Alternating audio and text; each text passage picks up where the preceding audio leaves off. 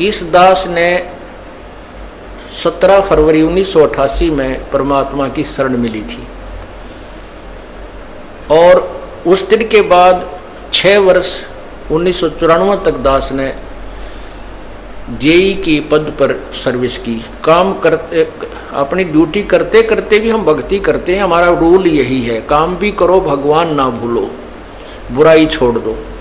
लेकिन 1994 में परमात्मा ने आदेश दे दिए गुरु महाराज ने कि तू इस काम ने संभाल। अब गुरु की आज्ञा का अवहेलन करना भगत का काम नहीं होता। जो गुरु वचन पर डट गए कट गए फंद 84 के। भाई जो गुरु वचन पर डट गए कट गए फंद 84 के। और उन्होंने अचानक मुझे बुलाकर पास बैठा लिया, कहने लगे आज से तू नाम दिया करेगा और जितने भी वर्तमान संगत थी सबको कह दिया और सबको बता देना कि जो इसको गुरु नहीं मानेगा वो मेरा कुछ नहीं होगा। मेरे पसीने आ गए कि मैं तो 2 कौड़ी का जीव, एक मजदूर आदमी, और परमात्मा ये इतना बड़ी जो है ना, इतना बड़ा जिम्मेवारी का काम। और उनके पुराने पुराने भक्त निरे थे, लाल कपड़े पहन कर बाबा जी भी बन रहे थे, उनके साथ रहा करते। उनको सबको निकाल दिया था उनकी त्रुटियां देख देख कर। हमने नहीं पता था कि हो रहा है, क्या इनका मालिक का उद्देश्य है। जब वो 104-5 साल की उम्र थी उस महापुरुष की, हमारे पूज्य गुरुदेव की, और कहा मैं तेरे साथ रहूंगा। और तीसरा शब्द एक दिन कहा था कि रामपाल तेरे सब बराबर इस संसार में संत नहीं होगा, पूरे विश्व में तेरे बराबर संत नहीं होगा। अब इस दास का और संत का के मेल था। हम तो भगत थे, दास थे, भगवान की भक्ति करते थे, अपनी नौकरी भी करते थे, बच्चे भी पालते थे। अब कहते हैं साध वचन पलटे नहीं, चाहे पलट जावा ब्रह्मंड, उनका वचन नहीं पलट सकता। उन्हें जो कह दिया सो कह दिया। तो वही ये फल गया। नहीं हमारी तो घर के ना सुने थे, शुरू में अकेला नाम ले रहा था। बालक भी तो बालक छोटे थे, वो तो घर जैसे कहूँ था मान जाए थे, उनकी माँ नहीं माने, फिर मेरे माता पिता नहीं माने। अगले भाई पुरानी लाग कुकर छोड़ना, बड़े साके में पा आया। फिर परमात्मा से अर्ज करी, धीरे धीरे वो समझन लागे। ना सुनते तो भी बोले जानता बावड़े की तरह। तो धीरे क्यों कान न कैसे बंद करेंगे वहाँ बैठे हुए। तो ये ऐसा निर्मल ज्ञान है, एक बार अंदर का सुबह कैसी सिरंज है, जानते काम करेगी दवाई। तो धीरे धीरे कान के माध्यम से ये दवाई भेजी जाती है। और आज देख लो रंग ला दिया परमात्मा ने। उस परम पिता पूज्य गुरुदेव जी की शब्द शक्ति से सब काम चल रहा है और कबीर परमेश्वर हमारे सिर पर रहते हैं। तो परमात्मा उस दिन के बाद सन 1995 में इतने 21 साल के बाद इतने पाठ हम घर घर पाठ किया करते थे। 3 दिन पाठ करते थे और एक दिन पहले जाना पड़ता था। ये दास स्वयं सेवा करता था, घर घर जाके उनके सब जहाँ हमने पाठ करने का स्थान देखना होता था उसकी सफाई करते थे।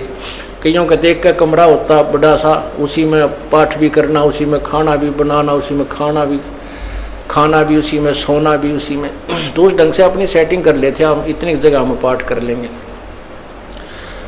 तो मेरा जाना अति आवश्यक था उस समय, क्योंकि ये स्टार्ट था भक्ति का और स्टार्ट था इस 500 यज्ञ करने का।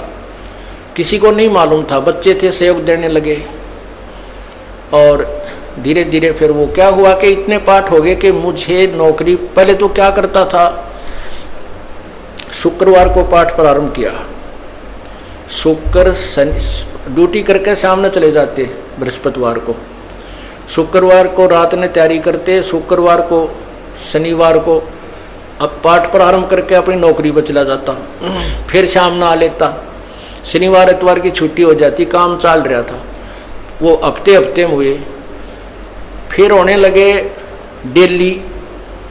अब अफसर भी दुखी और मैं भी दुखी, तो फिर उस दिन रिजाइन कर दिया परमात्मा के नाम पर। 18 साल की नौकरी होगी थी मेरी। हालांकि कुछ और भी हमारे साथी कह रहे थे भाई अभी 2 साल और डट जाओ आपकी पेंशन बन जाएगी। वाह भैया पेंशन तो करा कितनी बार होगी। जो पेंशन ई बनेगी ना, या कद्दे नहीं बनी थी, या असंख्य जन्मों की पेंशन बन जाएगी। तो वो तो इस बात को नहीं समझे थे, उन्हें तो मुझे मूर्ख ही समझा। और दास की सौभाग्य था कि मुझे नौकरी या मजदूरी मिल गई भगवान की। और उसकी पुण्यात्माओं को दलदल से निकालने की। कहते आत्म प्राण उद्धार ही ऐसा धर्म नहीं, और धर्म तो और भी है, दान करते हैं, भूखों को भोजन देते हैं, असहाय की सहाय करते हैं, लेकिन जो आत्म प्राण उद्धारी ऐसा धर्म नहीं। और धर्म तो ये भी है जो गौशाला बना रखी है, धर्म वो भी है जो चिड़िया ऊपर चुग्गा डाल देते हो पशु पक्षियों को, वो भी विकलांगों के जो ऑपरेशन वगैरह कराए जा रहे हैं वो भी धर्म है, अनाथ आश्रम है वो भी धर्म है। लेकिन जो आज गऊ हैं उनकी सेवा कर रहे हैं, अच्छी है, क्योंकि कोई भी प्राणी है, चाहे भैंस है, पशु है, कोई किसी प्रकार का, सबकी सेवा हमने इसी दृष्टिकोण से करनी चाहिए, क्योंकि सब में एक जैसा जीव है, वो भी धर्म है। लेकिन अब तो वो आज वो गाय है, आज कोई भैंस है, और जन्म होने के बाद फिर वो सूअर की जूनी में जा सकती है, उस बीमारी तो कौन छुटाएगा उसको। तो ये ज्ञान, ये भक्ति, ये आत्मा इस जीव को उद्धार करेगी। वो फिर 84 लाख योनियों में नहीं जाएगा, या तो मनुष्य शरीर होगा, नहीं सतलोक चला जाएगा। तो कहते हैं आत्म प्राण उद्धारी ऐसा धर्म नहीं। और तो इस दास को ये आत्म प्राण यानी जीव आत्मा के उद्धार की मजदूरी मिल गई, और हर्ष शुक्र मनाता हूं प्रभु, आपने कैसे दया करी 2 कोटि के जीव पर।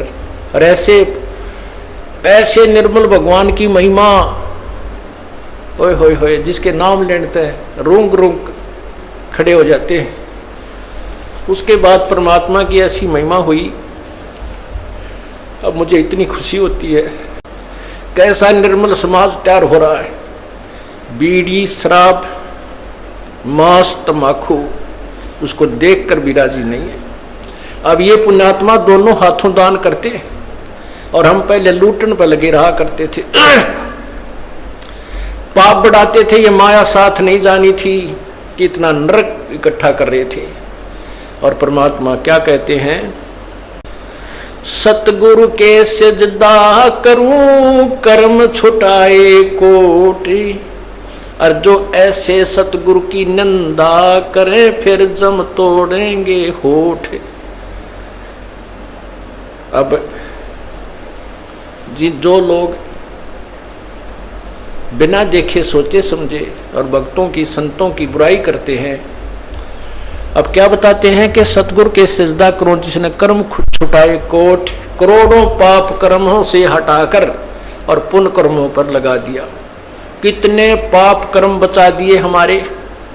और जैसे ऐसे सतगुरु की जो निंदा करते हैं, कहते हैं उनके जम तोड़ेंगे होठ, यम के दूत उनके इसे लठ मारेंगे, चाहे कितने लागो, मुंह पे होठा पे। होठ इसलिए कहा कि इस पर ज्यादा दर्द होया करे, सोई भी बुढ़ी आया करे। तो कहते हैं वो जम तोड़ेंगे होठ जो बकवाद किया करते थे, संतों की निंदा करते थे। नित्यानंद जी महाराज ने यहाँ तक कहा है, भाई तू ना मानता ना, ठीक है अपना और काम कर ले और कुछ कह सुन ले, पर संत की निंदा मत करिए, ये तेरे लिए बहुत जबरदस्त पाप बन जाएगा। लेकिन जो इस मार्ग से परिचित नहीं है, वो नादान बच्चे आग में हाथ दे देते, बिजली के तार को छू लेते, और ज्ञान होता सत्संग से, और सत्संग में ये काल नहीं आने देता। तो उस दिन के बाद परमात्मा की ऐसी रजा हुई कि बाग लाग गया भगवान का। और यही प्रार्थना करता रहा, परमात्मा तेरे बच्चे तुझे समझे पहचाने, दास को ये नौकरी दी है, इसमें सफल भी आप ही करोगे। इन लोगों ने तो आपको भी नहीं बख्शा था, जब जिसमें आप यहाँ आए थे काशी में 120 वर्ष रह कर गए, सारा जीवन आपके पीछे पड़े रहे। उन दुष्ट आत्मा स्वार्थियों ने अपने स्वार्थ के लिए जनता को सत्य ज्ञान नहीं समझने दिया, और परमात्मा को बहुत यातनाएं दी गई।